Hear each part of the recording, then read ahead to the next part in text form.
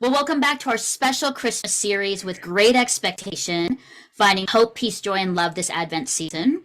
And this episode is all about practical steps to overcoming trauma, reclaiming your future, and finding joy as you do. I'm really looking forward to this conversation. But before we get into this, I want to introduce you to our very special guest, Jenny Owens.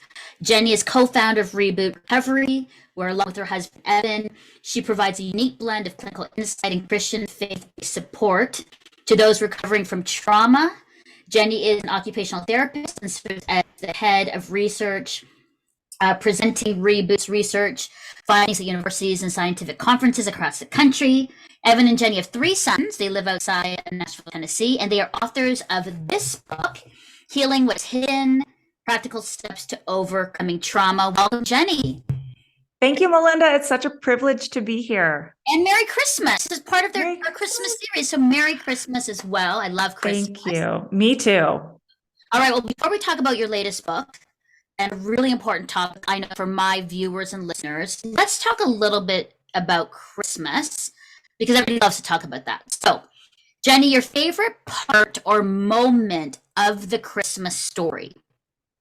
Okay. Well, I love it all, of course. Yeah. It's hard to pick a moment. It's all so beautiful. But one thing that sprang into my mind when you asked that question actually comes in the middle of Luke 2. So Jesus is actually already born, and it's that moment when his parents take him to present him to the temple and to make a sacrifice according to Jewish law. And there at the temple, we meet this character of Anna. I always look for women in biblical stories because I'm looking to identify with them and the parts that they play in this beautiful narrative. And Anna is a prophetess. She's an 80-plus-year-old woman. She was widowed after only being married for 7 years. And it just says that she dedicated her life to God by serving and worshiping at the temple. And there's this moment where I can just imagine, I'm filling in the gaps in the story, that like many faithful Jews, she has prayed and longed for this Messiah, for this rescue, for the fulfillment of God's prophecy, of God's covenant, and praying that she might meet him someday. And there's this moment where she sees this little couple come in, and the Holy Spirit tells her that that baby is the Messiah. And she runs over to meet him, and she's overjoyed, and she begins prophesying about him to all of Jerusalem. And I just love that story of a hope fulfilled, of faith met with this answer, that she was able to meet him in her lifetime. And there's also this older character named Simeon too. It gives a little more detail on him, but I just love that Anna, that female voice there.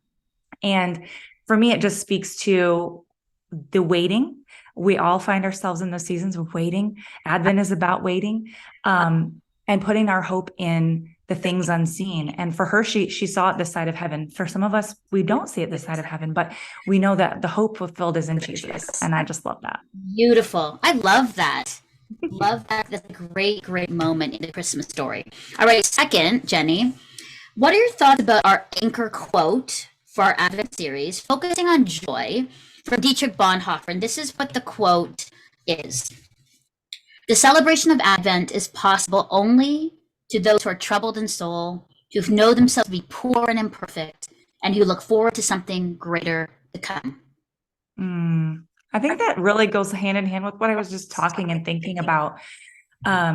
It's that the light comes out of the darkness. We all find ourselves in those seasons of darkness where we don't understand, where we're suffering, where we're struggling. But just like the light above Bethlehem that guided people to Jesus, there's a hope in him that we can grasp a hold of. And Advent season is something that happens every year, but it's just a zoomed in perspective on what we, I think, experience over a lifetime of looking to Jesus, of looking to the light, looking to the hope. And I think it's an important reminder for us to walk through that every season and to experience the joy of his birth, to experience the fulfillment of God's promises, and to know that those things are going to happen in all the areas that we're waiting in. Beautiful. I think it's a perfect segue, Jenny, as we talk about light to darkness, healing what's hidden, bringing what's hidden to light, bringing shame and things that we have experienced in the past to light. So it's perfect. And I think it's just perfect for you to be a part of this series, as a lot of people, and myself included, and people that I love, have really struggled with moments of trauma in our own life. And so this is such a needed book and conversation to do. But how did you get interested and involved in this? Because that's a lot. Yeah. Easy subject to kind of be like, I'm going to just jump into it and Right. and do it. What made you, want to help thousands of people overcome trials, like what you say, tragedies and traumas from their past? Well, as many things happen, I think, in our lives when God's hand is in it, I didn't set out on a journey to get involved in trauma, but I just walked through the doors that were open in front of me. I felt God's call. My background is as an occupational therapist, as you shared, and I actually found myself working for the Department of Defense here in the United States for our Army, treating soldiers who had been wounded in the wars in Iraq and Afghanistan. And so I was working with traumatic brain injury recovery, but also recognizing that while these soldiers had physical wounds, there were emotional, mental, and importantly, spiritual wounds that they carried as a result of being in these life or death situations, losing loved ones, losing abilities, having to lose decisions on the battlefield. And they were carrying these invisible rucksacks of guilt and shame and regret. And I could just see it on their faces in every conversation that we had as an occupational therapist. I'm trying to help them to reclaim purpose and meaning in their lives. And I felt like it always catalyzed a conversation about faith, because trauma does that. Trauma makes us ask those hard questions. If God is so good, why does he allow these bad things to happen? Why did I live and my friend die? What am I supposed to do with the weight that I now carry? And so I just felt arrested. My spirit felt arrested by these stories. And it happened almost every interaction that I had. So much so that I'm talking to my husband about it over the months. And this was back in like 2008-9 timeframe. I just felt like I was limited in what I could do professionally with my bag of tools that I was equipped with as an occupational therapist. But as a believer, I felt like there was a greater conversation to be had. And I just wanted to create a place for us to go there, because I felt like these men and women were really hungry for it, for hope and for joy. And so my husband and I decided to create a small group around the topic of trauma and faith, specifically working with military. But as I'll share with you later, that vision has grown and adapted to encompass everyone. But we just developed this program called Reboot Recovery, taking what we had learned from being in the church, but wanting to reach people who were maybe outside the walls of the church, to say, we're going to have a 12-week experience. We're going to talk through a topic each week that we feel like resonates with people who've dealt with trauma and their family members. And what we saw come out of that was a beautiful community emerge, a beautiful, authentic representation of the body of Christ as we began to serve and love each other. And these families were united in recognizing that they weren't alone in these struggles. And we saw healing take place. And so after that, we were just sold out. Years passed. Both of us ended up quitting our jobs. We started a nonprofit called Reboot Recovery. And we recognized that maybe we could teach other people around the world to do these courses, to lead these courses, because we felt like we weren't really relying on my expertise as a professional. It was more like relying on what God has equipped each of us as believers to do, to reach into the hearts of those who are hurting with the message of hope in Jesus. Amazing. And it's really taken off over the last about 12 years. So good. That's amazing. Just celebrate you in this, and I love how God works in that way. You start with one thing and then it can grow into something that can help so many more people than you thought. Like it just sort of multiplies into something bigger. So I'm really grateful for this book. I love that it's broken down into just three different parts, which is nice and easy. And so I just want to talk through the three parts. You can kind of give me high level, because obviously we want people to like get the book for more of the detail. But I think these three will really be helpful for people right now, especially in this season, that are really struggling. And for many, they might not even know if it could be trauma. They're actually struggling, they don't know. So your first part, Jenny, is your first steps. And there's 5 things I just want to mention, and we can just do a high level. But the first part of your first steps in your part 1 is calling trauma by its real name. Yeah.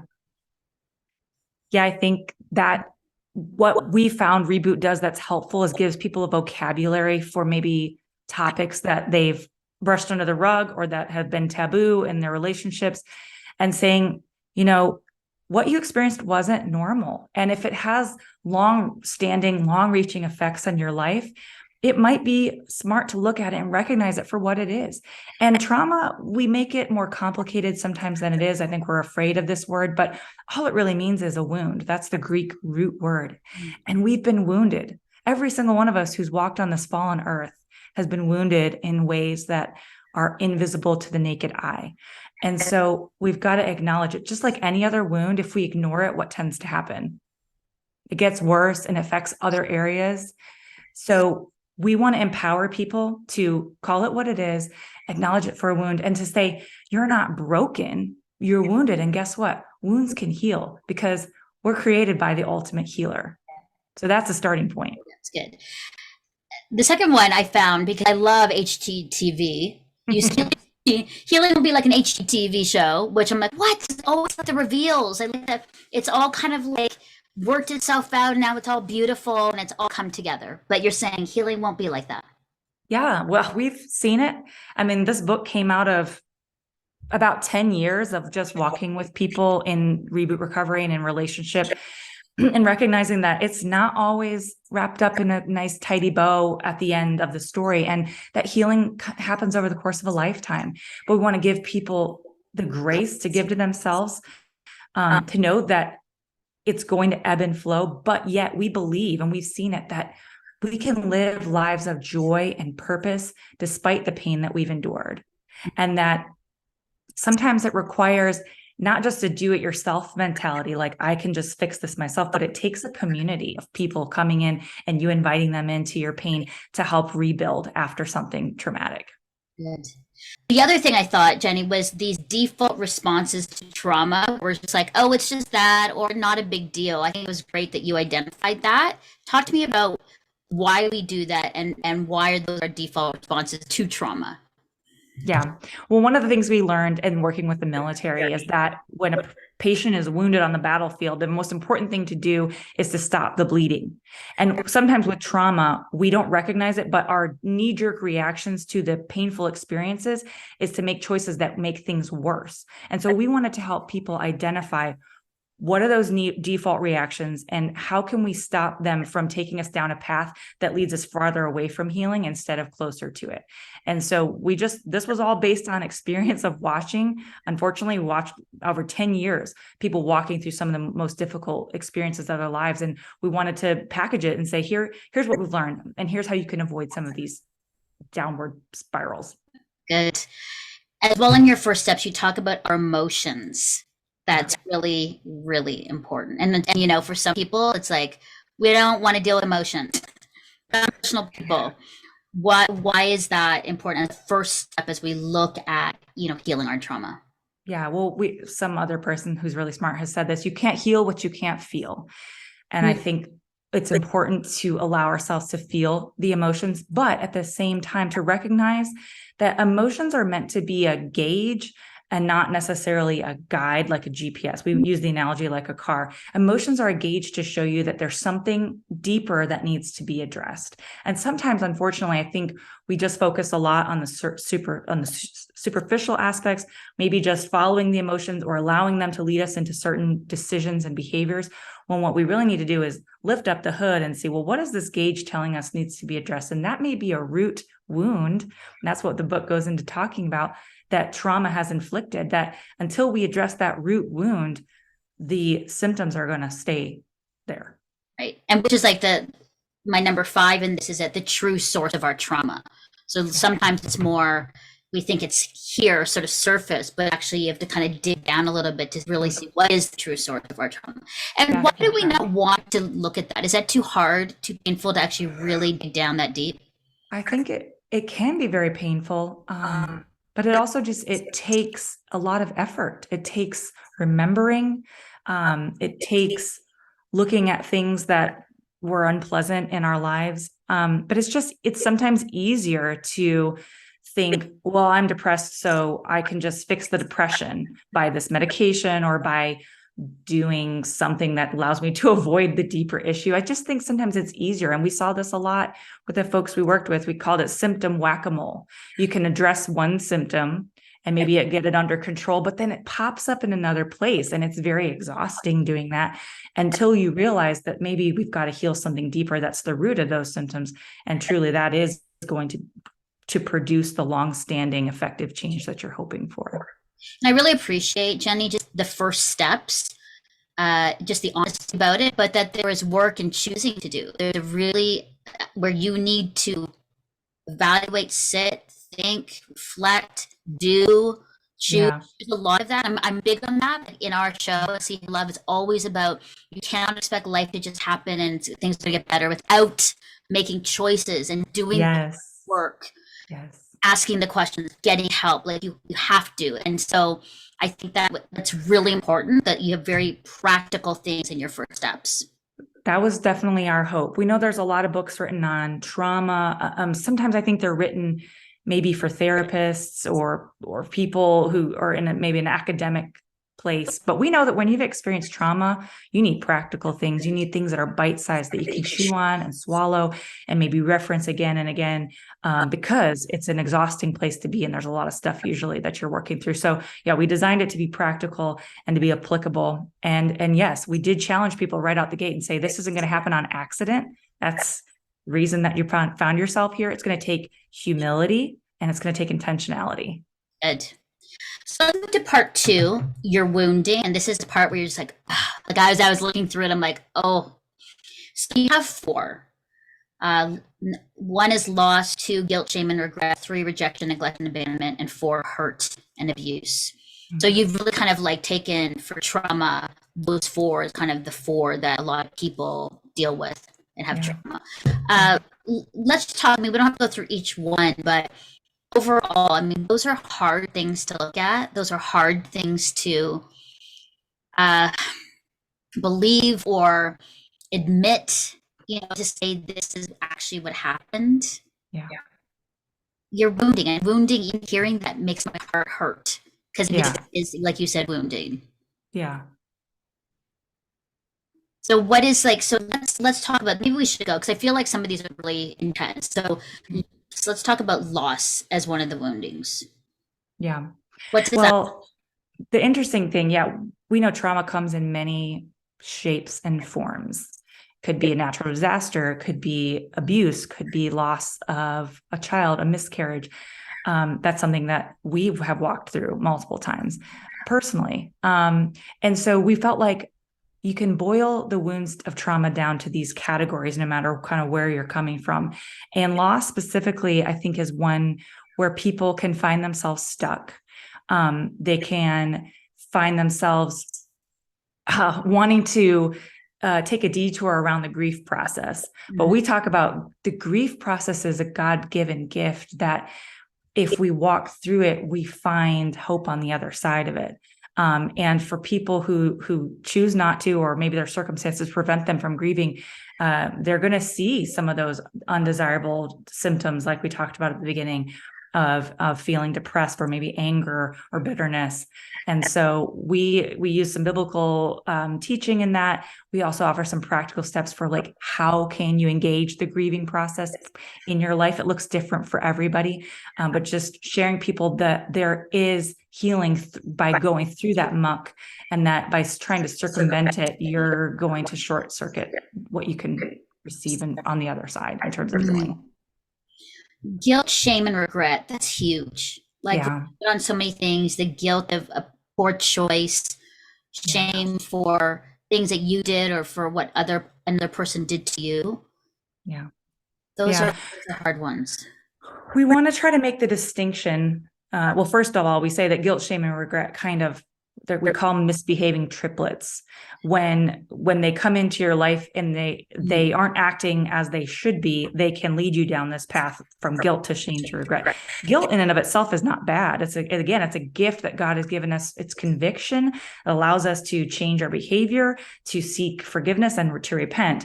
But we get trapped when we assume guilt for something we didn't do, which is called false guilt. And that, if you think about that verse in 1 Corinthians, godly sorrow leads to repentance that leaves no regret, but worldly sorrow leads to death. We can maybe say that false guilt is a form of worldly sorrow that traps people in doing time for a crime they didn't commit. And that in and of itself can lead people to adopt a shame mentality where not only do they think they did something bad, they think they are bad.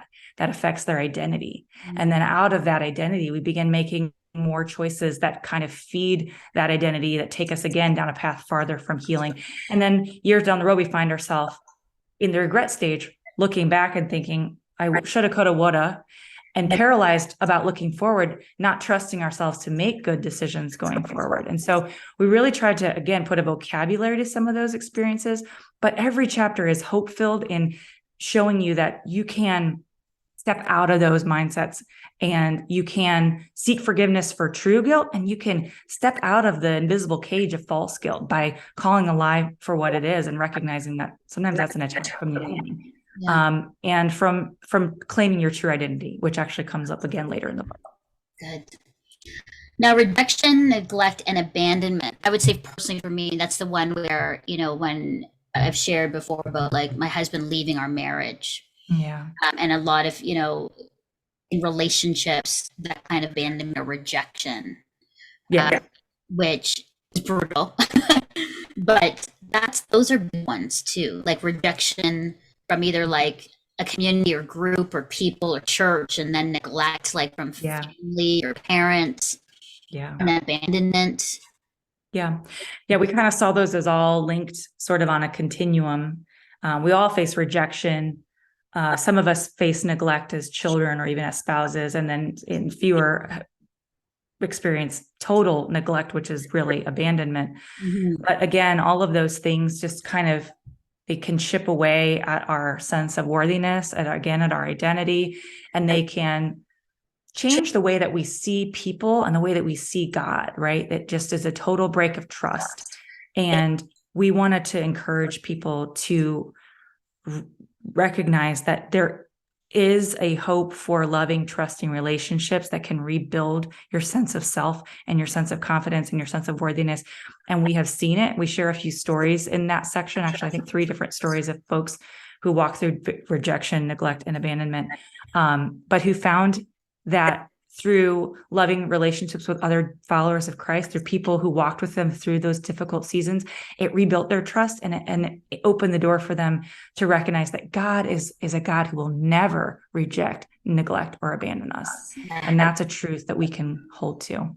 Beautiful. And then finally, hurt and abuse. And that's been a tough one, especially, for women that I know, and abuse that we've endured, or from sexual abuse to emotional abuse, physical abuse, and just hurt by people with what they've said or not said. Yeah. That's a big one. That's big wounded. Yeah.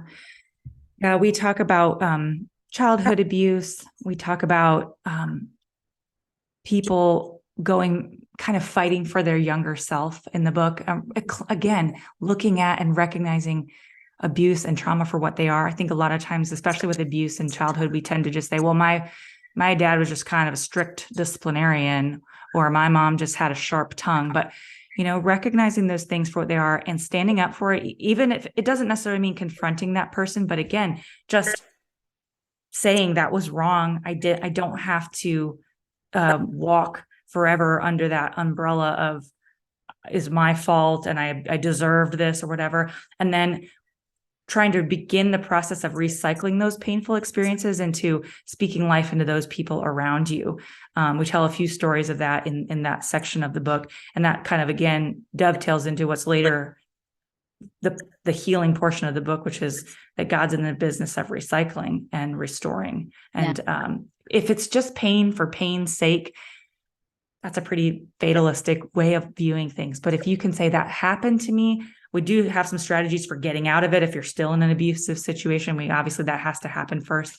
But then looking back at it and saying, I am going to allow God to make beauty from the ashes of these painful relationships.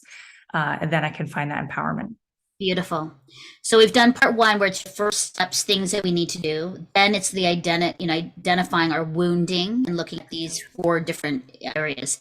And then I love this. This is like what you're saying, redemptive, way of your healing. And there's a few here I just want to kind of quickly go through, and then I'm going to ask you about the joy part. But Number one, and we've known this if you kind of grow up in church, but it's forgiveness. Like you're healing, it's about forgiveness and the weight of when you live in unforgiveness, that there's that as well. Yeah. We use an analogy in our reboot courses that unforgiveness is like hugging a cactus. The harder you hold on to it, the more it hurts you. Yeah. And so when you recognize that holding on to unforgiveness isn't really hurting the person that you feel deserves that, they're off doing whatever it is they're doing. Yeah. Maybe hurting more people, hopefully not. But when you recognize that you're kind of building a prison around yourself with that unforgiveness, it's limiting you in your relationships with other people and with God and your potential as a human being, then forgiveness sets you free. And so we want to encourage people to forgive the people in their lives who've harmed them. That's a first step. But that starts with receiving for yourself the forgiveness of Jesus.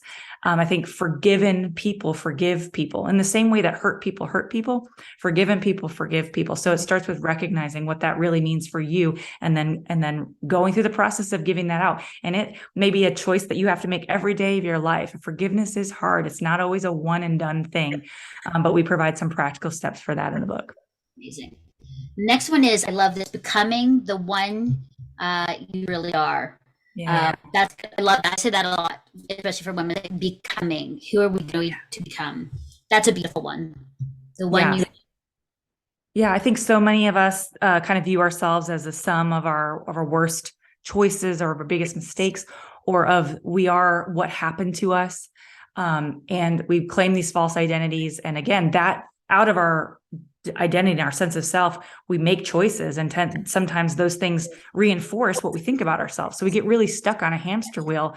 And so breaking free of that is to claim your true identity. And your true identity is established by the one who created you.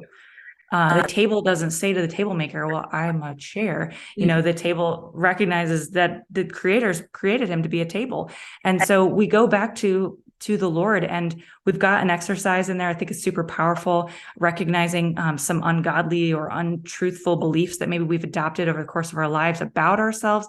Well, I can never be loved. I always mess things up. Nobody wants to hear what I have to say. By the way, that's my ungodly belief that I battle with. And even getting into this interview, nobody wants to hear what I have to say. It's not founded in the truth, but it's something that I've bought into. And so we go through a process of breaking free from that agreement with that lie and embracing what God says about us. And there's an awesome section of scripture that just is a love letter from the Father's heart to the reader of the book. And it brings me to tears every time I read it. I had to read it for the audiobook, and I just keep weeping at the end of it. But it's so important to just remind ourselves who we are, and to have people in our lives, in our communities, that are going to speak that to us as well, because we need to hear it. I love that. Which is number 3 that I have here, like turning the pain into purpose and finding a safe community. And I like the pain into purpose because I think in all the difficult situations that I've experienced in my own life, from depression and to divorce and to just a lot of things, it's amazing now to be on this side and be able to take pain and make it into purpose, to share and to connect, have empathy for other people, to understand what other people are going through. That's a huge one. I think for me, this is a very personal one in my own healing of taking that, even as a Christian woman in content and on TV, to kind of put yourself out there, scary every day, to say this is who I am, but knowing that the pain to purpose, what you say in the book, is key for healing. Every time I speak it out, Jenny, it doesn't have power over me. I remember that every time I would share it, I would be terrified of how people were going to judge me when I would speak about my issues or things that had happened to me. But then every time I did it was like the power of it was released more every time.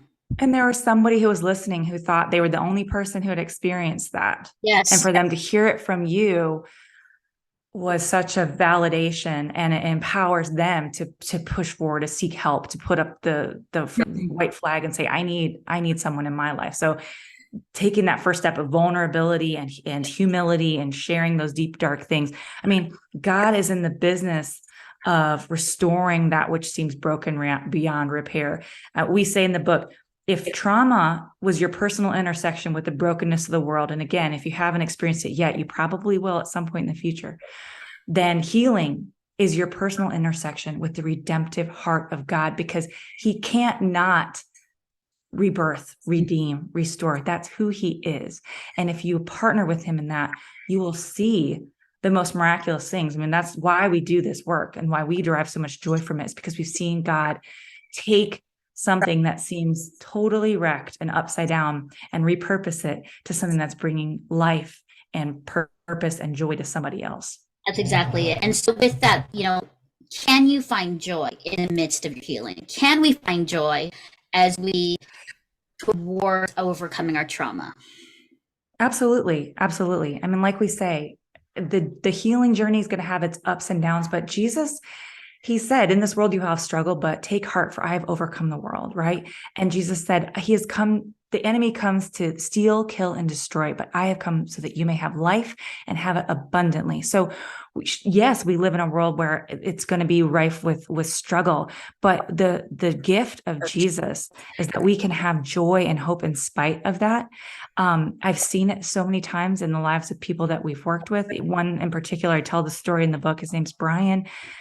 He came to our reboot course right after a failed suicide attempt. So he was at the lowest point in his life. And he thought that the only source of happiness, he said he laid down and smiled after he took 2 bottles of pills, was the hope that the pain would end. But God had a different plan for him. He survived. He walked by. We were having this meeting. My husband invited him in, and he came in because we said we had free food, which is 2 words that'll get a military veteran in the door. He always tells that story. Oh man, in over 12 weeks, we just saw the Lord tear down the walls that he had put up and give him back pieces of himself, and to show him that life can be different than it's always been, that life can be better than it was in the past. And this guy has had this incredible transformation and became a Christian. He went back to college. He restored his family. He works for our organization. He leads reboot courses. He testifies all over the country. It's incredible. And he's one of the most joy-filled persons I've ever known. And he can look back on that darkest moment of his life, and he has gratitude for it because he recognized that that was the moment when God began his redemptive work in his life. And that joy just seeps out of him because he knows that there is a greater purpose on his life. Yeah. And it's beautiful. Amazing. Jenny, thank you so much. Jenny Owens and Evan for this book. I love it. Healing What's Hidden, Practical Steps to Overcoming Trauma. I'm so glad I spent this time with you. And it was a joy to spend this time after all of the things that we challenges. Merry Christmas to you and your family, Jenny, and a Happy New Year. And thank you. Thank you for this important book. And I love the steps, your first steps, then your wounding and your healing. And I know that this book and your work is going to help so many people around the world. What a good way to actually think about that this Christmas season and as to come into a new year. So thank you so much. And to your viewer and listener, know that you are seen, heard, and deeply loved by God as you heal from what's hidden and choose to overcome your trauma and find joy. Merry Christmas, and thanks for joining us. I'm here in my hometown of Burlington, Ontario, hanging out downtown in our village square. And as I walk these cobblestone streets, I realize that it has taken a village to ensure that See Here Love's mission and vision is shared across Canada, around the world, that you are seen, heard, and deeply loved by God. As a body of Christ, there is hope for us to grow and reconstruct together. We couldn't do this work without you sharing life-changing stories of what Jesus is doing in people's lives, stories of hope and freedom and healing in areas that matter to me and to you. I want to have the faith to believe that his plan is good, even when it's taking that detour that I don't really understand. We have so much more to do and so many more people to reach with the life-changing message of Jesus. For a monthly donation of $25 or more, you can help us do just that. And we'll send you a special thank you gift of our favorite things. Go to seeherelove.com/give or call 1-800-265-3100 and join our See Here Love Village today.